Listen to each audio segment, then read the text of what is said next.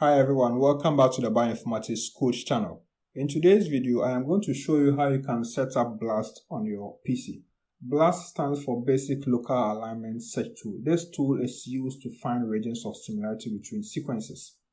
If you want to read more, you can check this page. I will leave the link to this page in the description box. So just visit this page and then learn more about this tool. Now with BLAST, you can run it using your web browser. There's a web service, but there are situations where the web service may not be appropriate, and there are situations where you will not be allowed to even run BLAST using the web service. For example, if the length of your sequences exceed a particular threshold, NCBI will notify you that this particular search or this particular kind of activity should be done using a local version of BLAST. Okay, so there are situations like that. So it is important to know how to set up BLAST local on your PC. For this tutorial, we are going to set it up on a Linux system. So make sure you have a Linux environment: CentOS, Ubuntu, Red Hat, Fedora, etc. So there are lots of Linux distros that you can use. Okay, so once you have your Linux environment ready, you need to get a BLAST executables. So we will get it from here. I will leave the link to this page in the description box. There are different versions of BLAST, but we are going to use 2.9.0.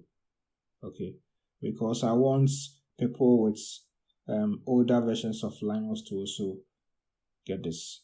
But you can try with the latest one, which is 2.13. That's also fine, but I'll use 2.9.0. So let's do that. So I'll click it, and then I'll be sent to another page. So here you will see different versions as well. We have a version for Linux, a version for macOS, a version for Windows. For this tutorial, we are going to set it up on a Linux system. So we'll use the Linux version, which is here. So this is what we are going to do. You will need to get this. So we have to download. If you want to download, you can just click it, and then your browser will ask you to save it. Okay, so you can save it. But because I'll be working on the terminal, I will need a download link. I will download on the terminal. So to get a download link, I just need to right click, and then I'll copy the link. And then I'll go to the terminal and then download. So let's move to the terminal now.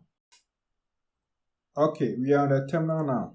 The first thing we have to do is to cd to our home directory. So we are doing this so that in case maybe you are in a different directory, you just cd back to the home directory. So we are using the cd command to do that.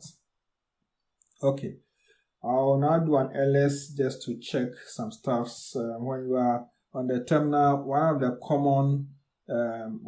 command that you'll be using always is ls, just to explore and see what you have. Okay, now I am going to download the binaries. Okay, everything has been compressed and zipped into a single file. That's the tarball. So I will download using widgets. You can also use curl or any downloader, but I prefer to use widgets or the widgets. So I'll say widgets, and then I'll supply a download link, the one we copied here. So this is what I have. So I will now execute this command.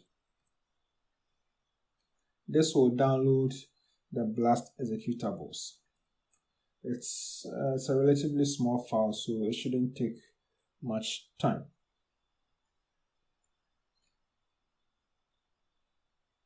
Okay, so I have it downloaded. So I'll just do an ls just to check it out.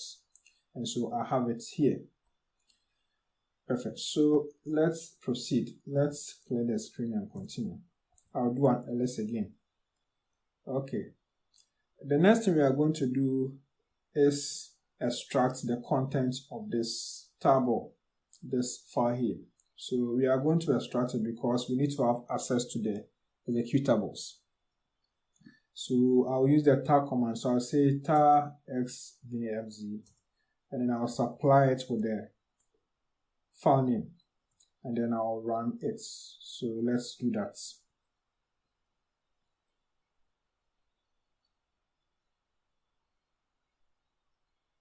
Okay, so it has been done. Let's check it out. Let's clear the screen first. Do an ls, and then you will see a directory here. So this directory has the executables. So I'll do an ls into it. I'll say ls, and then I'll specify the directory name. So you have all these files. But the executables are in this directory, the bin directory. So I'll just do an ls again, and then specify the directory name, and then I'll say /bin, bin, to get the executables. So these are the executables. Okay, and so once you have it this way, you can execute them straight away. So let's just say we want to run blast n. I'll just say NCBI /bin /blast n, and then I'll execute it. But anyway, let's see what happens. Perfect. So this is how it's done. We have this statement coming because we have not specified any sequence, any options. So that's why we have this error message. But it's fine. We are only testing. So far as we've had this output, that means the executables are fine. Let's just call it again. This time, let's say dash version, just to get a version of Blast we are using. Okay, it's 2.9.0 plus. Of course, we have it here as well, but we just want to check it out. We can also check the health version. We issue the command, we call the blast n, we say dash help. This will give us some information here, how to use blasts. Okay, so this documentation is extensive. Okay, so let's proceed. With the current setup, we always have to specify the path to the executables. Okay, if we were to say blast n, we will have this coming up. It will say blast n, command not found. Okay, this is the behavior, okay, of Linux environments. Okay, if you don't specify the full paths, or if you don't have a linkage, okay, then you always have this coming up. So we need to set it up well. With the current setup, I made mention that we always have to specify the full path, but this can be problematic because if you are working on a Linux environment, it's likely you'll be moving from one directory to the other, and therefore having to specify the full path sometimes may not be appropriate for you. It will cause some issues. So we just want to create a system where we can only call blast n. Okay, we want to configure our system so that we can just call blast n like this, and then we still get the expected results or the output that we want. So that's what we are going to do next. There are a number of ways you can do that. I will show you two of them. Okay, but before we do that, let's also organize our files. I always try to put all my applications, all my software, all my tools in one directory. Okay, so what I'll do now is to create a directory called apps, make that apps. And by the way, before I proceed, I will say the reason why I'm using this approach here, okay, is that this approach is useful for people who don't have a root account, who don't have an admin account. In Linux, there are some activities that are restricted to only root or admin or super users. Okay, but with this approach we are using, you don't need to have a root account. Your ordinary Linux accounts can still be used to do this, which happens in most cases, especially if you are working on a remote server where there are lots of users. Then it's likely your account will be a normal account. So this approach works well for that. Okay, now back to what we are doing. We are creating a directory called apps. Okay, we are creating a directory so that it will help us to organize our files. So we make that apps. We can do an ls to check it out. So we have it there. That's apps. Then we are going to move the blast directory, the one we extracted, into this directory. So what we are going to do is we are going to move and at the same time rename it. Okay, just to make it simple.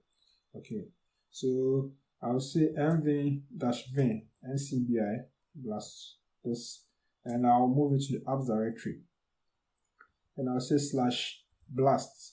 So here I am moving the entire directory, and in the process of moving, I also want to rename the directory. Okay, so the renaming will be done after it has been moved to the app directory, so that the new name will be BLAST. You can experiment with other names as well, but let's keep it simple. So this is how it's going to be. Perfect. So now if I do an ls into apps, I'll see BLAST there. Perfect. We are almost there. And so again here, if you want to specify, if you want to call any of the BLAST executables, because we are in the home directory, we can say apps/blast/bin/blastn. Let's say version. This should work for us. Okay, this also works. But again, here we have to specify the 4 parts. So there's still an extra thing to do. So what we are going to do next is that we are going to add the location of the BLAST executables to our path. Okay, so when it's on our path, we just need to call just the names of the executables, and then we are done. So that's what we are going to do. There are a number of ways we can do this. I'll show you 2 approaches. With the current setup, let's see. First of all, we need to get the 4 paths. What we specify here is not the 4 paths anyway. Okay, but for beginners, you may struggle a bit to get the 4 paths, and so I'll just use another approach for you to get the 4 paths. So let's cd to this directory here, apps blast bin blast. Yeah, apps blast and then /bin. Okay, this one is not part. So let's see it with. So we say cd apps/blast/bin. Let's cd to it, and then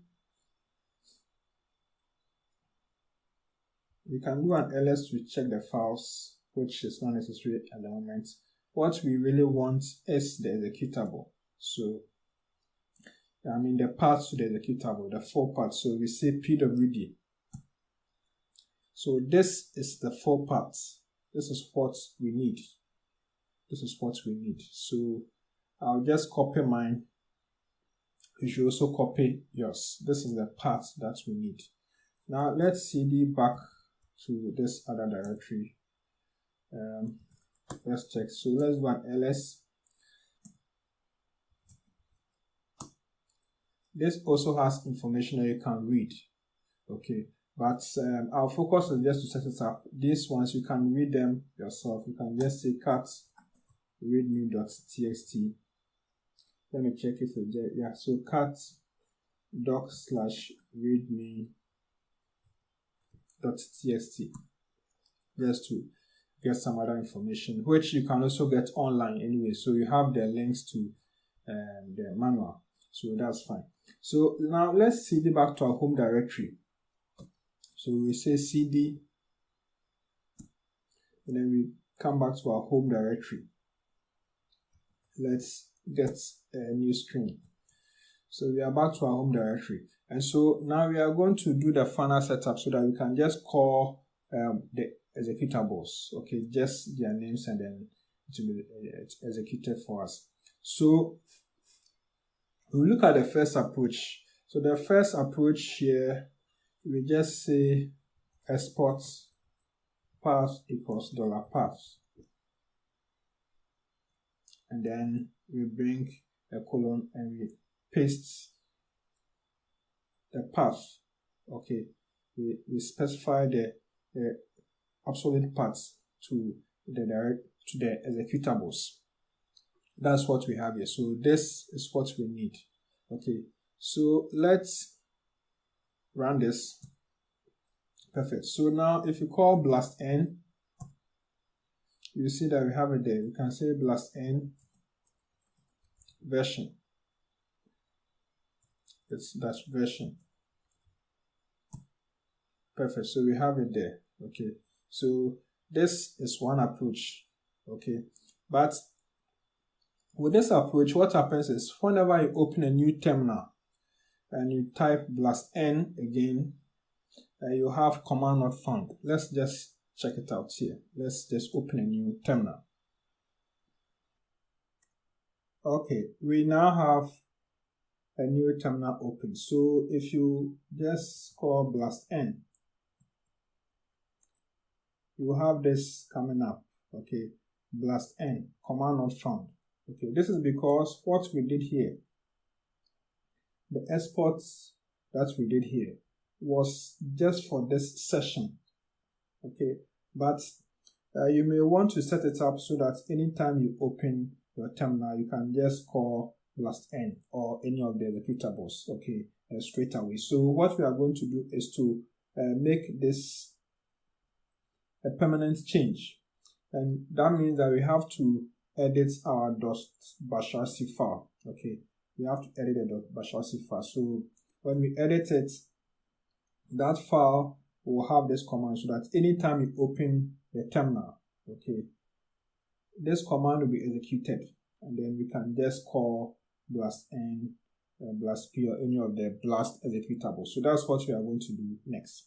You can do that here or here. Any of them is fine. So let's edit. So first of all, let's make a backup of the .bashrc file. Okay, we are doing a backup so that if there's something that needs to be changed, we can use that file to change or reverse it. So everything is in the home directory. So I'm assuming that you're already in the home directory. If you are not, use the cd command to go back to the home directory. So just make sure you do that. And also take note of this command. We are going to use the same command here. So I'll just copy it. That's it. So I'll just say cp.bashrc. Now I'm doing the copying. I'm doing the backup. I'll say bashrc.bak. That's a backup. Okay, so now I'm going to edit the actual .bashrc file. There's a hidden file, so when you do an ls, you will not see it there, but it's a file that is there. So I'll say nano. You can also use VI or any text editor, it's fine. So nano.bashrc, and then I'll move down to an empty space here, and then I'll paste this command there. Okay, so this command here, once we paste it there and then we save the changes, whenever we open our terminal, this command will be executed, okay, for us, so that we don't need to do that every time. So I'll now save the changes. I'll save the changes now. So I'll use Control X, and then I'll say Y for yes, and then I'll do it. So now it's done. Okay, so once you have it done this way, changes will not take effect immediately. Okay, changes will not take effect. Okay, so what we have to do is to open a new terminal, an entirely new terminal, and then we can just proceed from there. So I'll just open that here. So once you have a new terminal opened, you can just type +n, and then it will be executed for you, or just use your version or whatever command that you want to add. Okay, so now we have set it up, so now it's permanent. And so anytime you open your terminal, you can just run BLAST. Okay, so this is how we set up BLAST on our Linux system. But you may also want to delete the files that you have. Let's just go back here. Let's do it here. Now that we know that everything is okay, we can remove this because we don't need it any longer. And you can also remove this. So I'll remove them. I'll say rm-i. I'll start with the bashrc.back. This one. I am using -i here so that I am giving another prompts, okay, so that I am really sure that this is the file that I want to delete. So that's why I added -I. So I'll just remove it. Let me just say why. Okay, so let me do an ls, and then it's no longer there. I'll also remove this tarball because I don't need it again. So again, rm-i NCBI this, and then I'll just remove it. Perfect. So that has been done. And so that is everything I have for you for today. And I believe you have followed, and you can now set up BLAST on your Linux system, and you can also use that. So that's it.